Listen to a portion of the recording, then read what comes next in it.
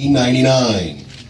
We today add to that recognition by the fitting renaming of this street in honor of so much history of the Buffalo Soldier that surrounds this area.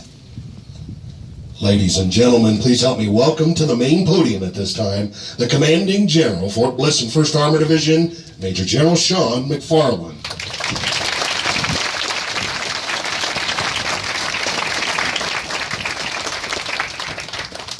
Well, good afternoon. Thanks, everybody, for coming out today. I'd like to especially thank the band, our Buffalo Soldiers, Chaplain. Great invocation. You're a tough act to follow, so I'll try to measure up.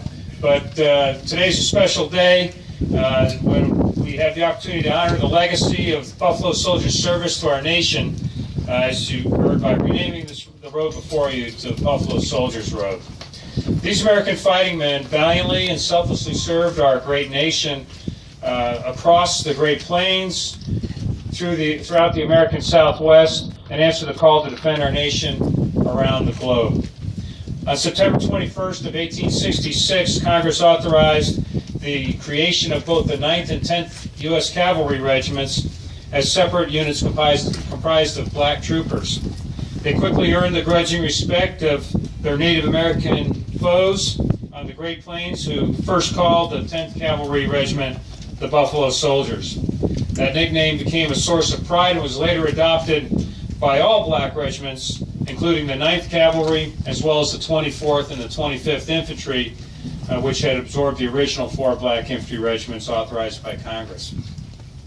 For the next 85 years, Buffalo Soldiers also earned the admiration of their commanders and the respect of the pioneers and settlers they protected, as well as advancing the interests of the United States as the frontier moved westward toward the Pacific Ocean. But perhaps with the exception of the Nisei Japanese infantrymen who volunteered for the United States Army and fought against the Axis powers in the Second World War, no other group of American soldiers sacrificed so much and yet received so little respect in return. Although this renaming ceremony is but a small and belated recognition of the Buffalo Soldiers' service, Fort Bliss is just the right place for it. Multiple Buffalo Soldier units saw duty here between 1869 and 1885, with their barracks not too very far from where we are currently standing. So it's only fitting that we should name this road after these worthy American soldiers who, despite the severe racial prejudices of their day, helped to win the West and defend our nation abroad. The Buffalo Soldiers of Fort Bliss were charged with protecting civilians, including railroad crews, from marauding Indians in the area. Originally, they were based at Camp Concordia in extremely harsh and austere conditions near where Highway 54 and Interstate now intersect. Camp Concordia was abandoned in 1877, but not for long. Later that year, violence erupted between the townspeople of El Paso and the local government, causing a company of Texas Rangers to respond. When the Rangers were forced to surrender, the 9th Cavalry rode to the rescue from their post in the Guadalupe Mountains near present-day White Sands Missile Range.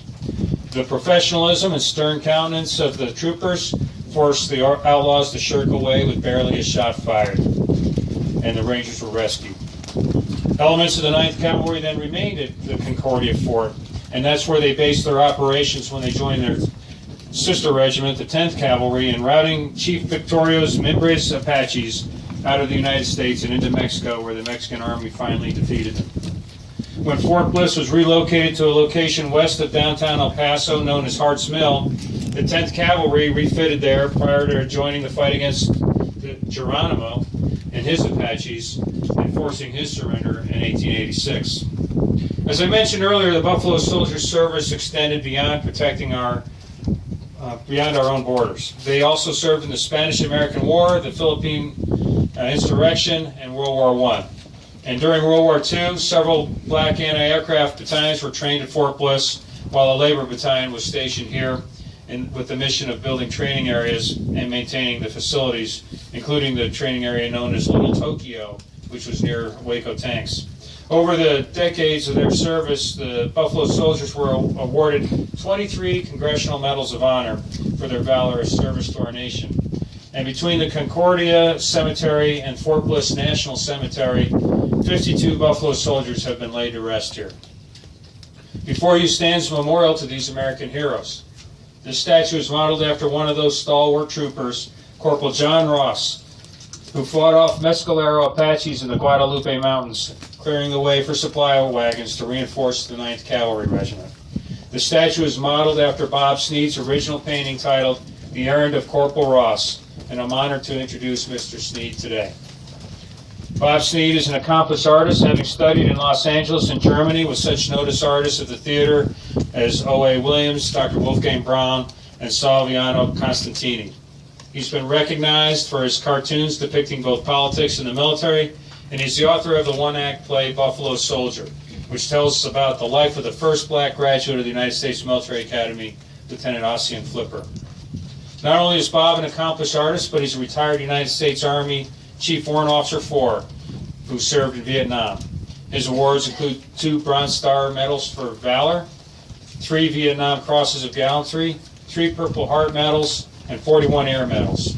Bob's dedicated service to our nation is without question and is perhaps only equaled by his commitment to ensure the legacy of the Buffalo Soldiers endures as a critical part of American history.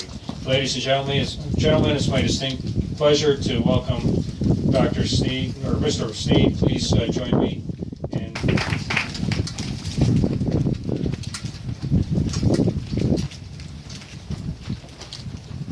You know, I'm asked to speak at many events about the Buffalo Soldiers around the world.